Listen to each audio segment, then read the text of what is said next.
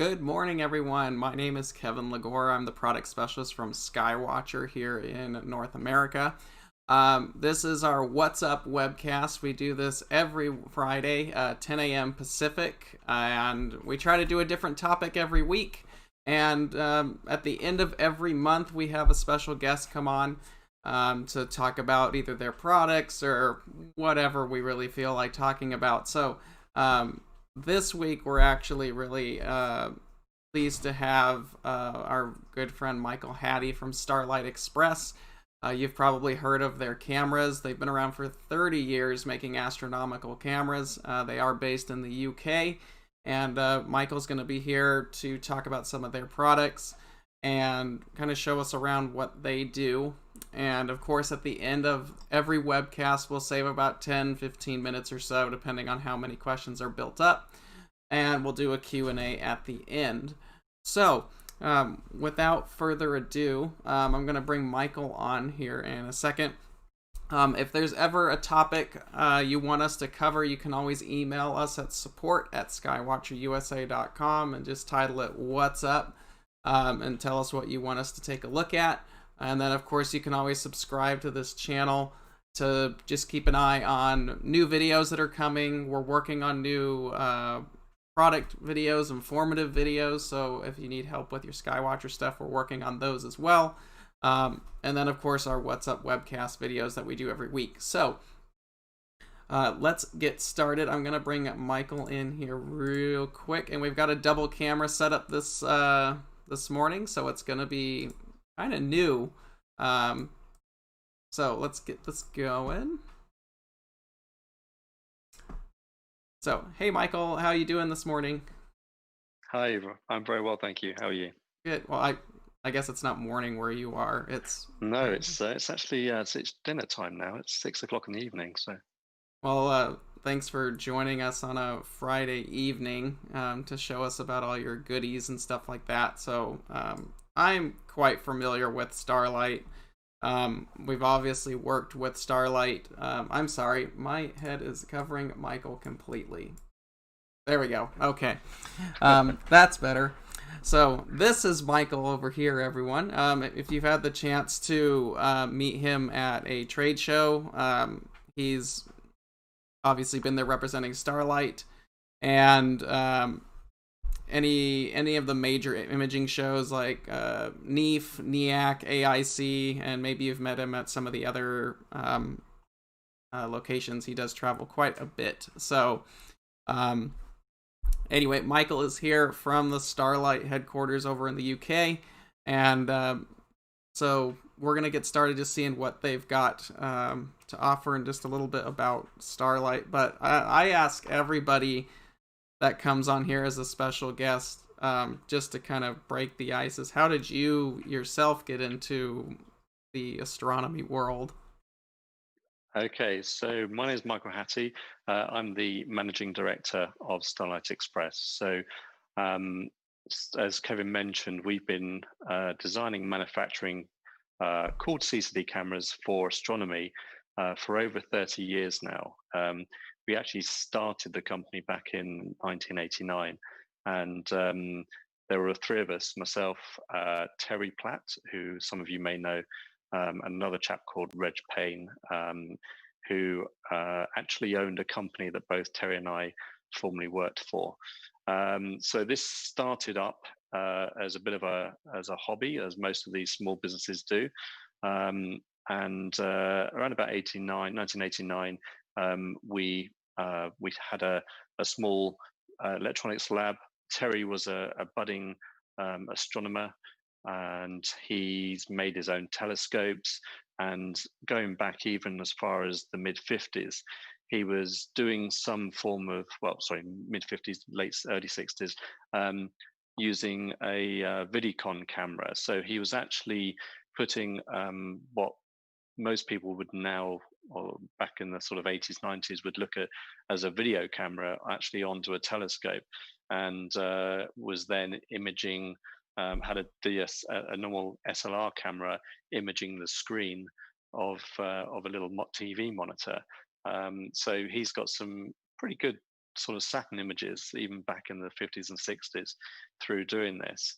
Then sort of early mid 80s, 1980s, he decided to build. He actually bought his first CCD.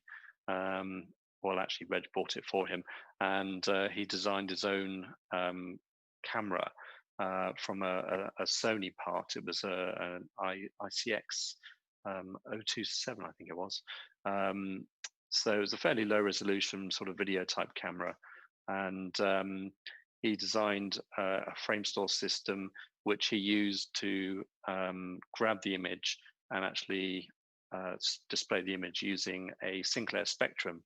So that would date it. I mean, this is all well before Kevin's time. And then, as I say, around about the late 80s, going into early 90s, sort of 89, 90, we actually designed a frame store system. If you're interested, I actually have one of the, well, this is actually Terry's Vidicon system that he played about with. I just say it's incredibly Heath Robinson, and I'm not sure I'd like to power it up at the moment, but that was, and you see there typical sort of dials on the back there from a homemade type system. And then from there, we went and built a frame source system, which was something similar to this. The original ones were not quite as glamorous, if you call this glamorous, but they had another box as well, another control box in between. And this was the very first of the cameras that we had. We had a small tube here, which silica gel could go in to stop the CCD freezing over. And this was sat on a Peltier cooler. So I don't know if you can actually see inside there. There's the actual camera itself. We made these. Show them real quick again, Michael. I can flip to that. Okay, there you go. That's the actual frames. That's the actual CCD there, and that's the frame store system. As I say, it's all done by switches, and there was effectively a button to initiate the exposure, and it was a thumb wheel switch to actually control the exposure time in sort of a binary format. So that was the original system. Then we went over, as computers got a little bit more powerful, we started using the computer to act as the main control for the camera. So we had this system here, which was actually driven through the parallel port of the camera. That's where the computer, which was significantly faster than the other cameras on the market by another fairly well-known company at the time. They were using serial ports. And then we designed this cast camera body, which again had a tube on the side, which silica went into. And these cooled down to about minus 30 degrees below ambient. And then from there, going back towards the I guess mid 90s by this time, and we were selling throughout Europe, throughout the UK, and we also sold some to the US as well. We've actually got one customer who is still using his original frame source system, a chap called Eric, and it's still working even after all these years. And that must be, every time I see him at a show, he comes up and tells me he's still using it. So that his system, I think, is about 28 years old now. And as of last year, certainly it was still running. So if you compare what we were doing sort of 25 years ago to 30 years ago, and then we go all the way to a complete camera in something that sort of size now, which is the same sort of size as an eyepiece. And then we have various other cameras, which are the cooled cameras. So obviously, depending on the size of the CCD, we need a bigger body, more cooling, etc. So that's basically a very brief history of Starlight. As I say, we sell throughout the world. We have dealers in most continents and quite a few countries now. I think something like 30 different dealers in the world. Very cool. Um, Now I know you sell a ton of different things now, from guide cameras to large format to all kinds of things, and I know we're gonna kind of go through some of that stuff today. So it was cool to hear the Starlight history, but now that's even evolved past cameras. Um, can you tell us a little bit about some of the more, I guess, for lack of a better term, some of the exotic accessories you have? I know you guys have worked on spectrographs, and you've got some other systems that you could put in line with a camera to really uh, advance the capabilities of the Starlight systems. Yeah, so one of the key things back in around about I suppose the turn of the century, around about 2000, 1999, 2000, um, we in those days the telescope mounts were somewhat questionable unless you paid a reasonable amount of money for them.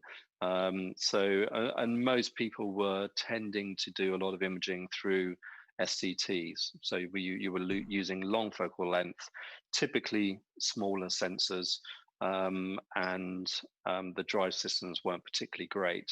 Um, Now, at that point, we thought, well, how about if we created an optical system to move the image around the CCD to actually compensate for poor drives?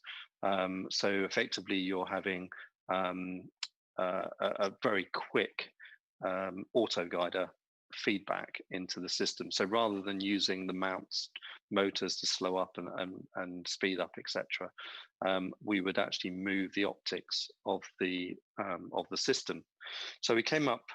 So originally we played about. We actually tried flexible prisms, which was an interesting thing to do.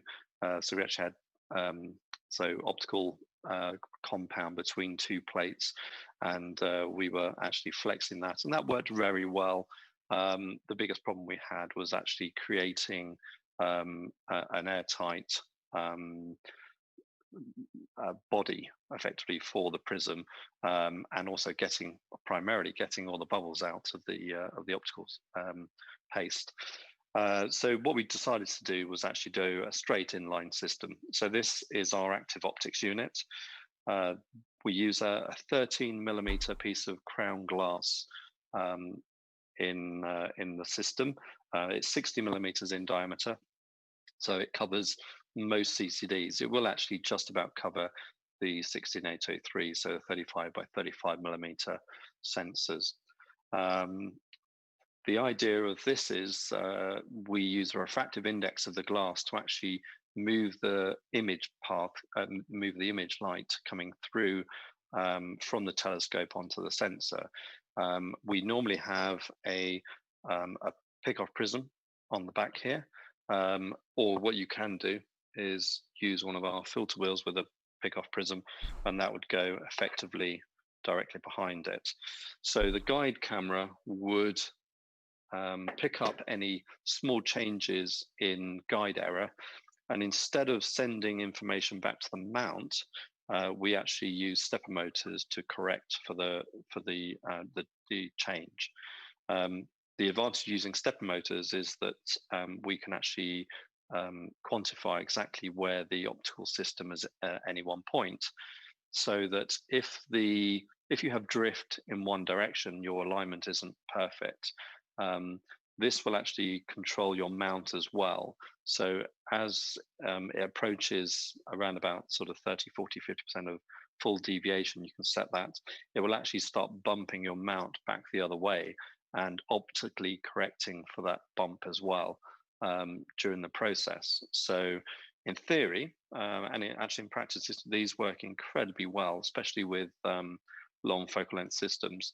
But effectively, you can set this running at the beginning of the night, and this will as I say, control your telescope and also the optics all the way through the night. I So know there's this is probably some. I'm sorry. I know there's probably some confusion for people, um, because this is what you'd call active optics rather than adaptive optics, like the that's correct. professional Yes. telescopes use. So um, there's a difference between it's kind of functioning on the same mentality, Hmm. but it handles it differently in a way as well. So Yeah, so active optics to actually, adaptive optics, as most people know it, that tends to be running at a few hundred hertz. So you're taking maybe 300 or 400 corrections per second, and that's actually trying to take out the seeing errors. And on the big telescopes, as most of you know, that they fire a laser into the sky and they'll monitor that laser. Now, what we're trying to do is adapt for the mount errors. And we can make very, very quick and very exact corrections. And the advantage of that is that even on a system, I mean, we've got one of our systems is a software BISC MX with a FSQ 106. So we're only running at sort of 500, 550 millimeter focal length. And if you put the active optics actually on the back, you can tell whether the active optics is switched on or switched off by the final image, because even with that shorter focal length, you can actually get really pinpoint stars, because what you're doing is focusing all the light onto the stars rather than it averaging over many stars, many pixels. So these do work incredibly well. They're actually, it's one of those things that most people probably don't think they need, because they have a good mount, they have a relatively long focal length, but they cope very well. But the introduction of one of these into your system, if you have the back focus, makes a tremendous difference. And I know imagers that have been imaging with their systems for sort of 15 years or so, and they finally decide to put one of these in their system, and they come back and they say, for the first time ever, I've actually got pinpoint stars. So that it does make quite a difference. is there like a recommended scope, or I know you said it works on a variety, even the FSQ, but for someone who's watching that's interested in adding this, is there any kind of recommended scopes that you feel this works best on, or focal lengths even? So you're going to really see a difference if you're using a focal length of maybe 1.5 meters upwards. That's when you really start seeing the difference. So if you have an SCT or something similar with a 1.5, 2 meter, 2.5 meter, 3 meter, whatever focal length, then this will make a big difference. As I say, you can see a difference with shorter focal length systems, but it's obviously less apparent. As I've always said that to customers, if 1.2 to 1.5 meter focal length is where you start to see the difference between the active optics really working well for you or not. And does that feed off of an auto guider? Like, does an auto guider collect the data to make it, or how does it know how to adjust itself? Yeah, so the auto guider sits behind the active optics window as well as the main camera. So the light path coming through gets deflected, small part of it gets deflected up into the auto guider. As I say, if you had a system with this, it would be effectively coupled like that. There we go. So that the light would pass through the front of the optics into the prism up to the guide camera, and then because the guide camera and the main camera are par focal with each other, any corrections you make for your guide star or your guide camera will be correcting for the optics actually in the main camera. Got it. Well, very So we do cool. two versions of the AO. We do one with an active with a OAG on the back, which is this one here. So this one just goes on the back here. And then we have different adapters for the back of that. And then the guide camera just sits on the top here.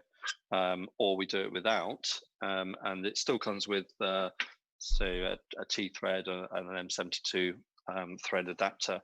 But that allows you to put it either on one of the filter wheels with an OAG already built into it, or there are some cameras with OAG built actually into the camera itself.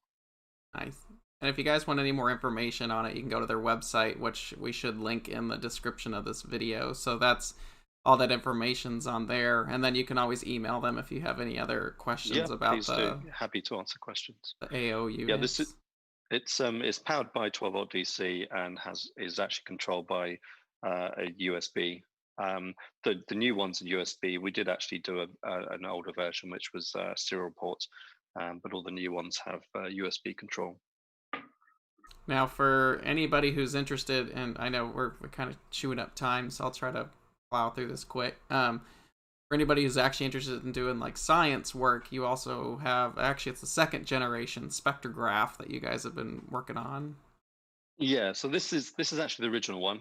So this is a 200 line per sorry, it's a 2000 resolution spectrograph.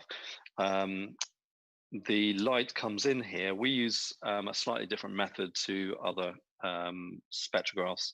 We don't have any collimating lenses, which means that it's incredibly robust. It means that it's not susceptible to temperature change at all. But we use a holographic astigmatic grating. So the grating actually takes out the astigmatism within the system. It's a 6-position slit, which you can rotate. We have a built-in Lodestar in the side here. So the Lodestar itself sits in front of the slit. And what we do when we go through the calibration process, we'll tell you which pixel is effectively parfocal with the slit position.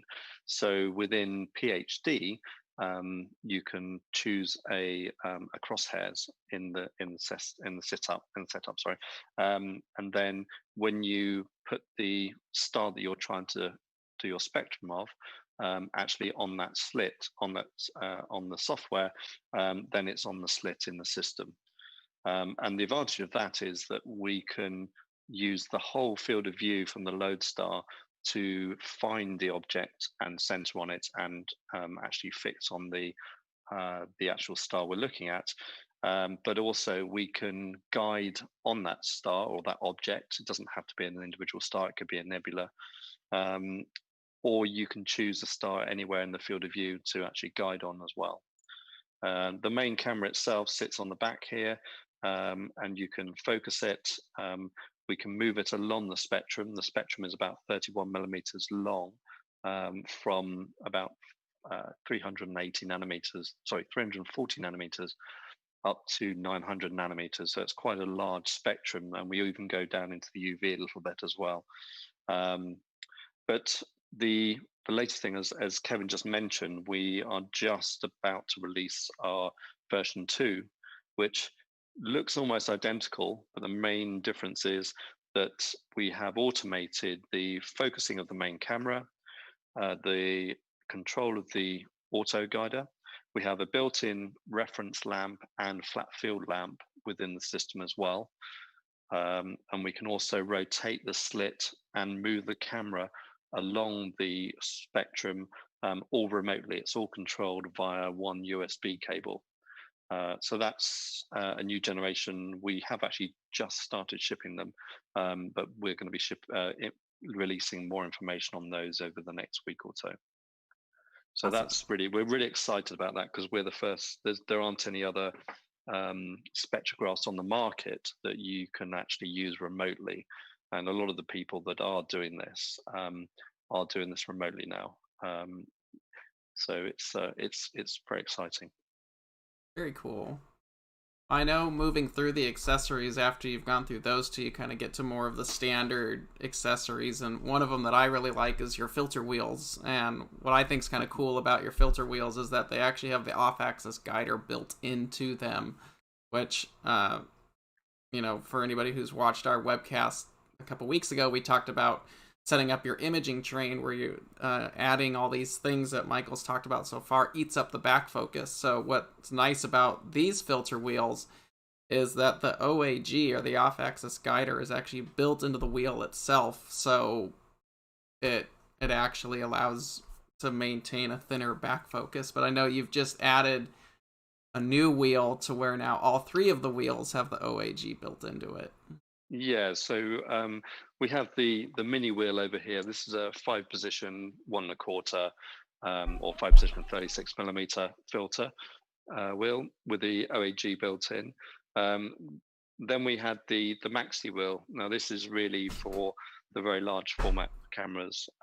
Or we did actually, we had a customer the other day that's doing photometry and wanted 10 positions filter wheel. We actually do an 11-position 1.25 inch for this as well. And then we've just released, about a few months ago, released this. This is a 7-position 1.25 inch filter wheel. This is called the MIDI wheel. And as Kevin said, it's got built-in off-axis guider. It has a C-mount thread to it. So our Lodestar and Ultrastar sit on there perfectly.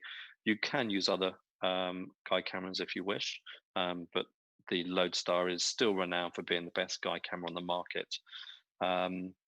These are all controlled and powered through the USB. With the MIDI wheel and the maxi wheel, we also have a serial port if you are if you do want to use serial port. It is possible to do that, although we sell probably only 1 or 2 of those cables a year. The vast majority of people use the USB. The primary design of this is that with our camera, with the back focus that Kevin mentioned, a lot of the focal reducers that have come on a lot of the refractors these days tend to have a very short back focus. So we designed this so we actually hit that sweet spot of about 55 millimeters. So if you have any other reducers, that they tend to be 55 is generally the minimum. Some are maybe 69 or so forth, but this will actually go directly onto the back of the focal reducer on a lot of the Skywatcher Esprit systems, and it's actually perfectly balanced for the focus for that. Awesome. So if we quickly go through the actual cameras themselves, one of the reasons we love USB for the filter wheels and the main guide camera itself is that probably 6-7 years ago, we actually designed a USB hub built into the main camera. So your guide camera and your filter wheel can all be powered and driven from the back of the main camera. So effectively, you only have one USB cable going back to the computer, plus your 12-volt DC. So the advantage of that obviously is less cable drag, keeping things nice and tidy. The amount of people that trip over or snag cables during the slewing process is always quite significant. So reducing the amount of cables that you need makes it very important. We've always gone very much for the modular type system. You can obviously buy cameras with filter wheels built in, but the problem with that is that if you decide to remove that, this deep sky imaging camera, and put a planetary camera, and you want to do some use filters, then you've got to go and buy another set of filters, and you've got to buy another filter wheel, etc. With our system, is just remove the camera and put the other camera on, which obviously saves costs in the long run and makes it very much easier. Now, speaking of cameras, you guys have a couple different models of them. Probably too many to show, but you've kind of got 3 major types. You've obviously got the guiders, you've got the standard range, then you've got the large format cameras. So can you kind of run us through some of the different cameras you guys offer? Sure. So um, these are the two main guide cameras. These are the Lodestar and the Ultrastar. Trying to get the light correct. So it's difficult to see, but the Ultrastar effectively has a CCD that's about twice the area of the Lodestar. So that gives you twice the more opportunity to find a guide star.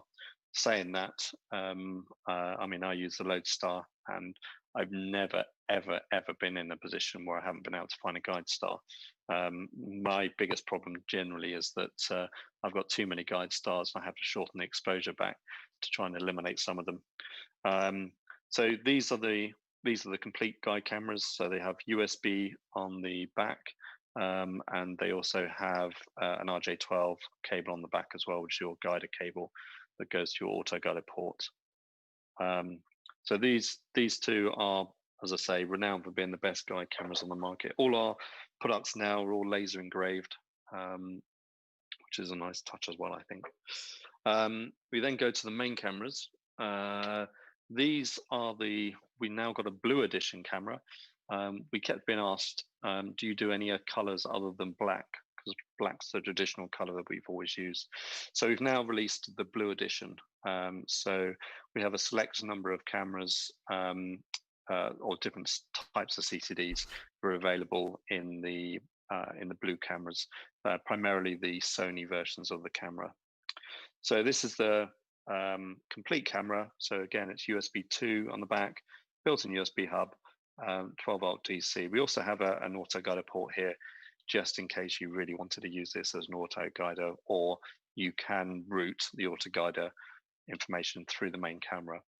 So we have a fused silica window, which as the body of the camera warms up, the fused silica warms up because it has better heat transfer properties than normal glass, and that stops dew forming on the front of the sensor, or on the front window, sorry. This plate here is actually movable, so you can collimate.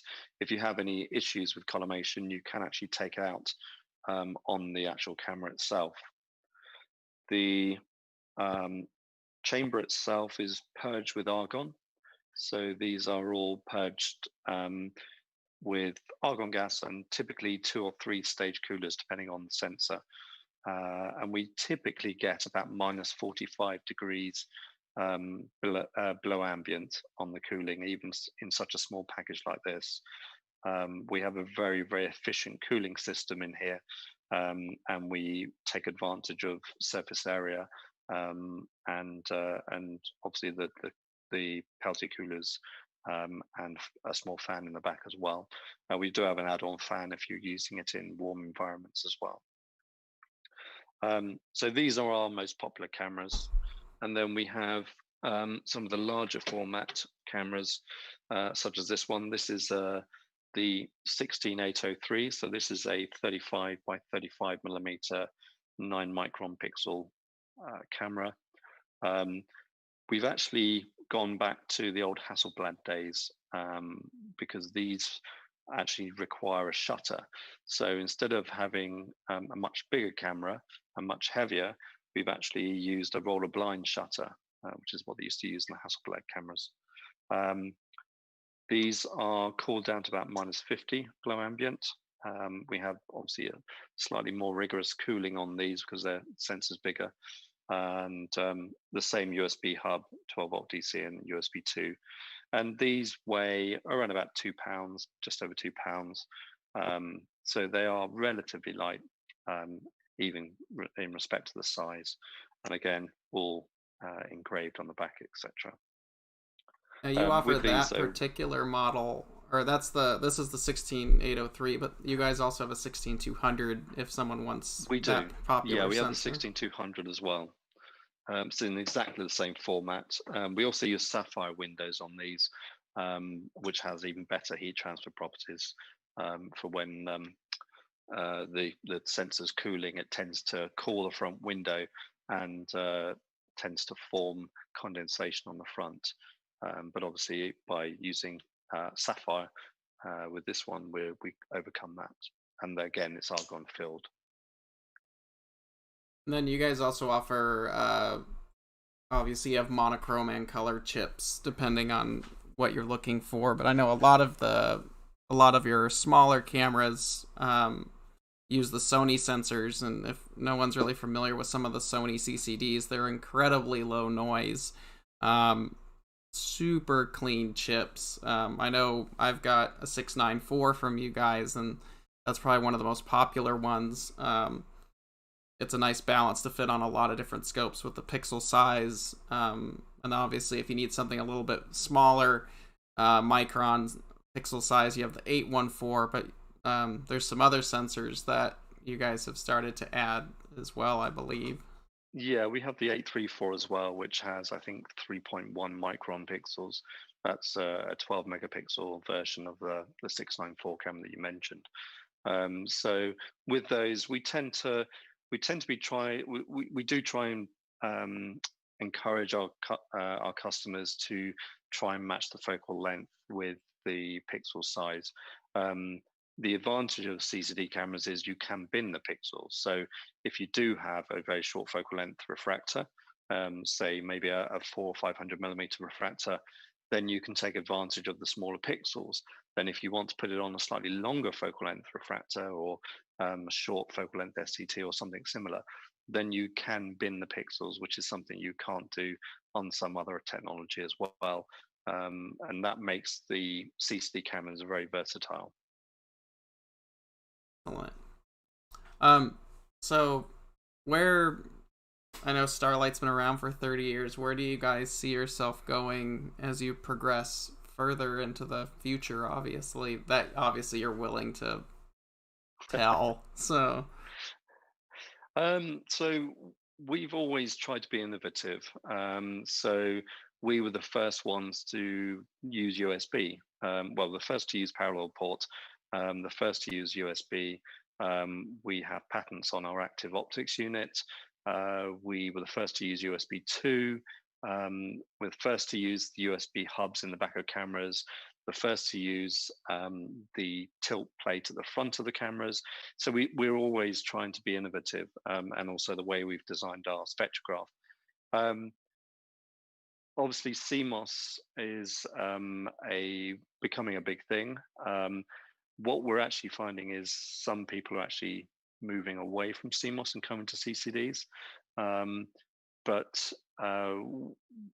CMOS is getting better, and we are keeping an eye on it. We are playing with some CMOS sensors, but there are other aspects of imaging that we are also looking at as well.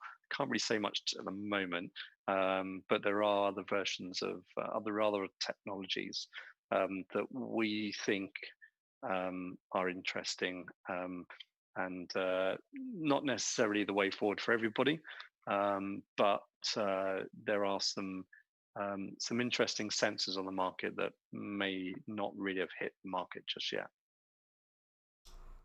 very cool. I know, as you know, even at Skywatcher, we constantly have stuff that we're working on, so you can only say so much when you're working on new things.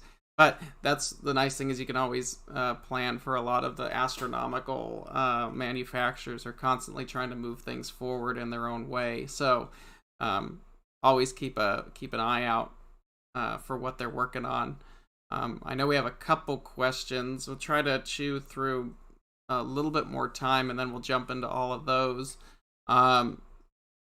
One thing I'd like to let people know is, like, the Ultrastar guide cameras. That's actually what I started imaging with, just to get my feet wet. I didn't know if I wanted to do imaging or not, but I was able to try out an Ultrastar, and because it has that Sony sensor and really low noise, it doesn't have any cooling on it. It actually is an effective little thing to start learning with, especially if you slap like a hydrogen alpha filter on these monochrome versions. But what I really like about the Ultrastar is it's an incredibly effective little camera for outreach programs. I actually used one for live stacking at my outreach events. What I like about those little guide cameras is, while they are CCD, so they're fairly clean, I can bin it, and they're really sensitive. but what's cool is they only run off of one USB. So if you are running out in the field and you're doing outreach, and you want to do live stacking for, school groups and stuff like that, the little guide cameras that Michael has shown us earlier can be really effective little tools for that because they're so small, they're really convenient, and they only have one cable to run the whole system. So that's just from my personal experience. If you're looking to do that, I've kind of switched up to the 694 personally, a little bit more field of view, and then kind of a main imaging camera. But you guys still have some of the older fan favorite chips, like the 11,000 series. You still have Yes, we those. do. Yeah, we still have the. Actually, I have one here. So yeah, this is the 11,002, which is the one a lot of people used to use. Probably, it's still relatively popular. But the main reason is if you're, as we mentioned earlier, trying to match your focal length with the pixel size. This one actually has native 9 micron pixels in 11 million of them. So it may not be the most sensitive camera quantum efficiency wise, but having those big pixels makes it a really quite sensitive camera. So this is still a really, really good option if you're using it on like a large SCT or a CDK or something like that. We also have its brother as well, which is the 16 meg version, which has a 7.4 micron pixels in the same 35 millimeter format. So this is a full frame sensor. Again, we use the tip tilt option to get any issues out of any collimation, not necessarily with the camera, but anywhere else on your optical system. Yeah, we have an 11,000 camera here at Skywatcher that we use for testing on illuminating full frame and stuff like that. So that camera is pretty substantial. It's a lot of real estate. What's nice about that 11,000 sensor is you can get away with the smaller 50 millimeter round filters, which are less expensive than the more exotic square 50 millimeter filters. We actually have an observatory we're finishing in partner with Starlight, where we actually have one of their 16803s on the back of an Esprit 150, and with that there was no other choice but to go with the square filters, which are vastly more expensive. So that's something to consider too when you're working with these larger format sensors, is going to the larger sensors are going to also require you to really think about your filter arrangements, especially stepping up to a 16803. It's a huge sensor, and the only way you can work with it is getting those square filters, which is definitely going to add to your final price tag. Yeah, So, you are talking a few £1,000s for the filters alone. So, but what I've actually found, if a lot of people want to get larger sensors, so the most popular one that we see from a lot of our clientele is the 16200. That's a almost full frame. It's APS-H, and they actually make it in that same body format that Michael's 16803. Actually, mine is in a case right down here, put away at the moment because we're in the middle of monsoon season, so it's not getting used at the moment. But if you're looking for like the ultimate camera to pair with a large refractor or anything like that, the 16200 is quite a chip to take a look at if you're looking to upgrade into a larger sensor. So, and Starlight offers that as well in that larger frame body. So it's a pretty, and I like it because it also has the shutter built in, so it's really easy to do darks. You just let it do it, and shutter goes on, and it's kind of nice to have. So I know we have a couple questions for you, Michael, so I'm going to try to peruse through some of these. okay. This comes from Jay. Question on binning. What focal length / aperture do you actually recommend for binning? Well, it depends on your initial size of pixel. If you have the 694 is a really, really lovely sensor. It has about 4.5 micron, 4.54 micron pixels. So if you're using a refractor up to probably around about 1200 millimeter focal length, that pixel size is great. You're probably oversampling at that point. But if you go much beyond that, depending on your seeing as well, if your skies are really, really good, then you can get away with using full resolution. But if you're seeing on a particular day, I know I was imaging the other week, and we are having horrendous weather at the moment here in the UK. The seeing was so poor that I just binned the pixels 2 by 2 because there was no way, there was no reason for it to be used in full resolution because I wasn't getting anywhere close to the seeing conditions. But if you're in, obviously if you're in the desert or you're 5,000 feet up or something, then the seeing does become quite apparent. But it really is a case of matching the pixel size with the focal length. I hope that Yeah. answers that question. Actually, this comes from Uza Alpha. Sorry, I probably butchered that. Michael, can you speak to your All Sky and Occupy products? That's actually a good thing to be brought up because you guys do make All Sky cameras. We do, yeah. So it's one of the things I didn't have in my cabinet. So we do. We have an all sky camera. It uses a Sony sensor. It's uncooled, but even so, typically you're using only up to about 30-second exposures. And the tests we do in the UK in our site here, we're getting sort of 8th, 9th magnitude stars in around about 25 to 30-second exposures. And we're in a fairly light polluted area. So the all sky camera is great. It has a dome. It's got built-in dew heaters. The actual camera itself is run off USB in the same way these small guide cameras are. So ideally, you want the computer nearby.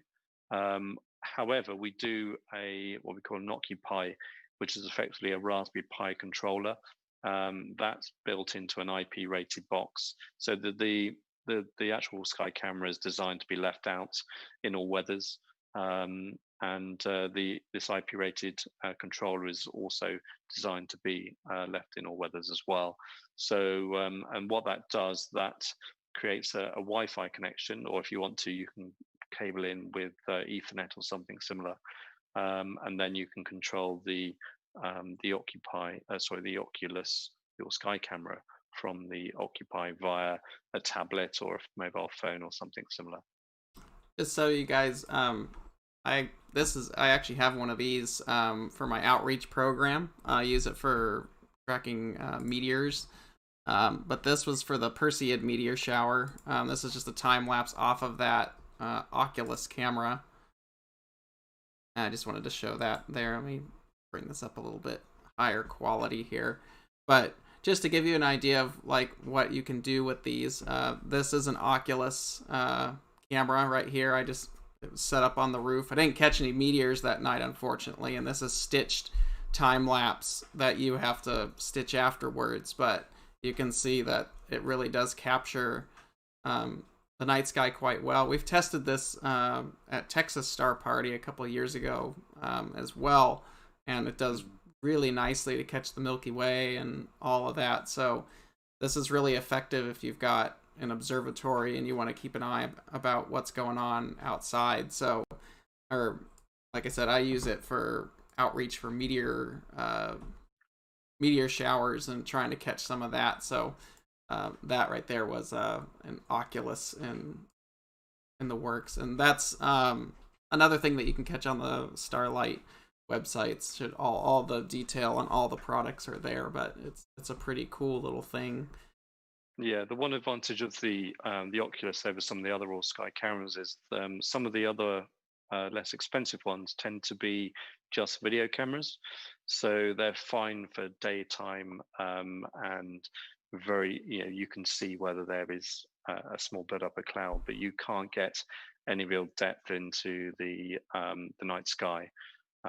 Whereas this one, because it's the same as all of our other CCD cameras, it is an actual fixed. You set up the exposure time. So I say it takes about 0.6 per second to download the image.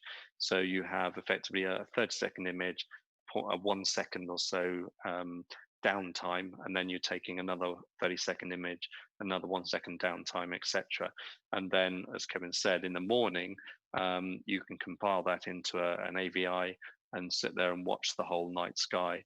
Or if you do what I do, I've got a small computer. I just TeamViewer in, have a quick look, make sure it's still it's clear outside, and I don't need to get up and go and close everything down. So it does work incredibly well, and we sell a lot of them to obviously people with remote observatories, but also to so a lot of businesses doing light monitoring of the sky as well.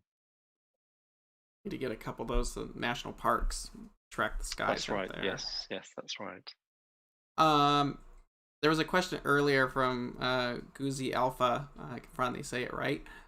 He was asking what kind of USBs you guys use. I think they're all 2.0s on all the current models. They are all 2.0 at the moment. Yeah, we haven't gone over to 3 on any of our CCD cameras. And then if anybody's interested in the filter wheels, you've got 3 filter wheels that we talked about, but obviously the mini, which is on the right side there, the smallest one, that's 5-position only, 1.25 inch. But the 2 larger ones, you actually have optional carousels for other filters if a customer were to need that. Yeah, we have, so for the MIDI, which is the medium-sized one, we have 7 times 1.25, 7 times 36 unmounted, 5-position 2-inch, 5-position 50mm unmounted, and then with the large one, we have 11-position 1.25, 11-position 36 unmounted, 9-position 2-inch, 9-position 50mm unmounted, and a 7-position 50mm square unmounted as well. So that's quite a beast of a filter wheel. Yeah, here's a this is a 9-position 2-inch. Let me make myself bigger here just so you guys can see this.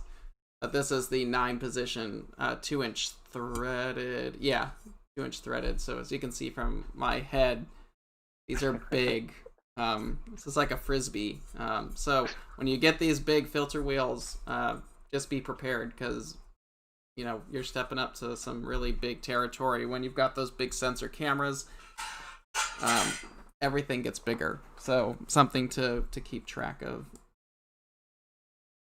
Okay, we're getting to the end of our webcast here. Do any of you have any other questions for Michael before we get close to wrapping anything up? Go ahead and type that in the chat, and I'll try to get that over to him. If you want to know anything about the Starlight products, their website is www.sxccd.com. It should already be in the description of this video. If not, we'll put that in here shortly. And then all the specs on all their equipment, of course, is on there. And then any of their contact information is also on there. Do remember they are in the UK, so there's going to be some time difference if you are here in the US. Or anywhere else in the world trying to get in touch. Some of your stuff does ship from the US.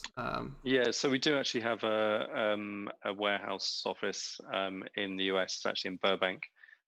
So we do hold a lot of our stock actually over in the US for effectively immediate shipment. The larger cameras we tend to keep here, because there's obviously quite a big investment to have those sat on shelves. But most of our cameras and our filter wheels and all Sky cameras, etc., are all shipped virtually next day from the US. Very nice. So yeah, if you guys have any interest in these cameras, you can get them pretty quickly, which is nice.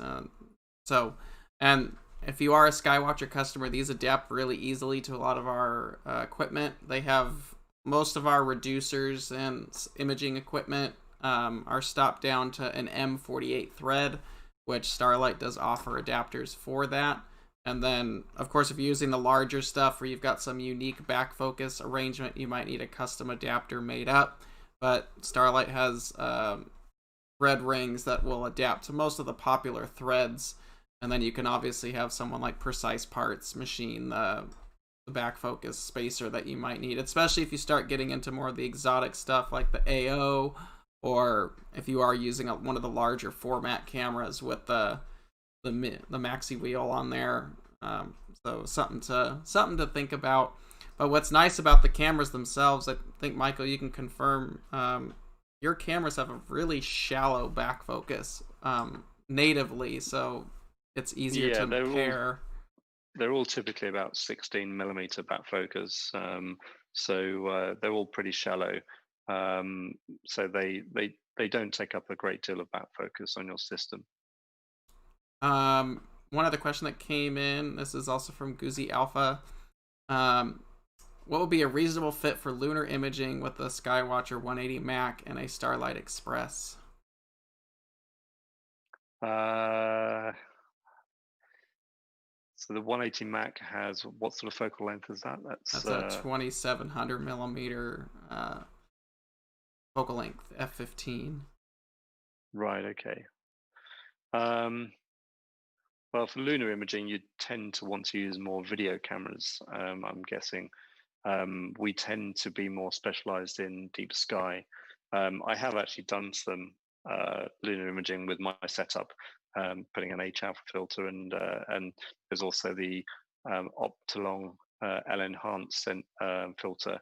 I put that on the front of the camera, and so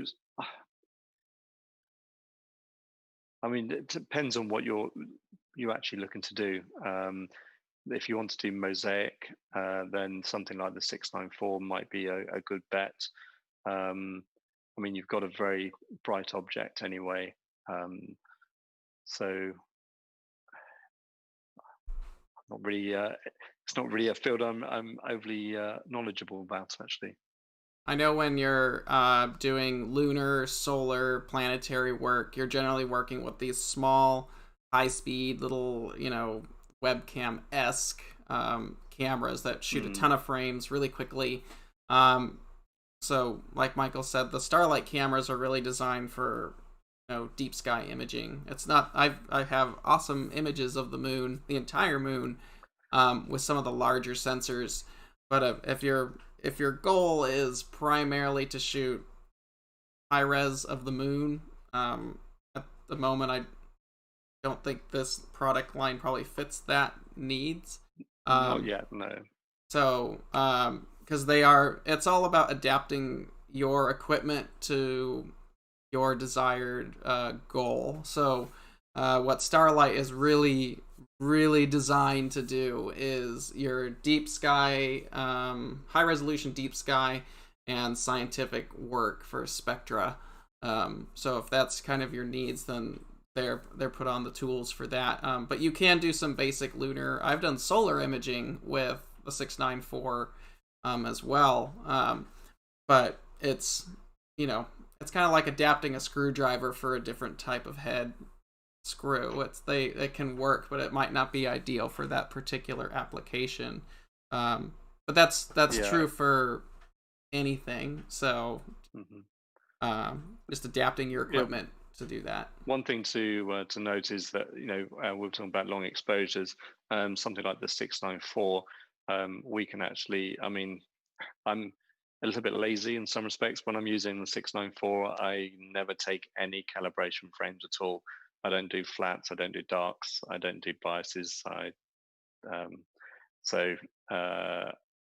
And you can actually take sort of half an hour exposures with the 694 camera without having to subtract dark frames from them. Use maybe a hot pixel killer or something like that.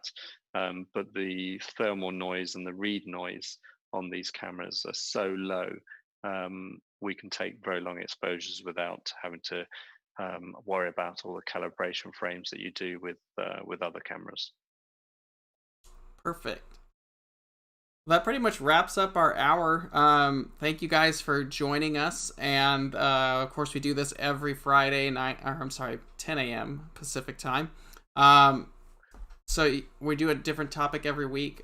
Big thanks to Michael and Starlight for taking the time out of your day to, especially on a Friday for late in the day, spend time with us since we're just getting started here. But thanks for showing some of your equipment there. If you guys have any interest in any Starlight products, it's www.sxccd.com. If it's not in the description for this video, we'll go in and put that in right afterwards. If you have any questions for Starlight, you can reach out to them directly. And yeah, and if you like the Skywatcher videos, go ahead and subscribe to our channel. It keeps you up to date with what we're doing. And if you guys have any thoughts or questions, definitely shoot us an email at support@skywatcherusa.com and just title that "What's Up." Thank you all for joining us. Michael, of course, thanks for joining us in the UK, and we'll definitely catch up with you soon. Next week, just so you guys know, we're going to be talking about astronomy. Actual astronomy targets. So next week we're going to be doing beyond the Messier catalog. I have a lot of people who call in and they're just getting started and they're shooting the Messier targets, but we're going to kind of go off the deep end and explore some of the other catalogs beyond just the Messiers and the bright NGCs, because there's a lot of very unique targets up in the nighttime sky, especially as we move into fall. Excuse me.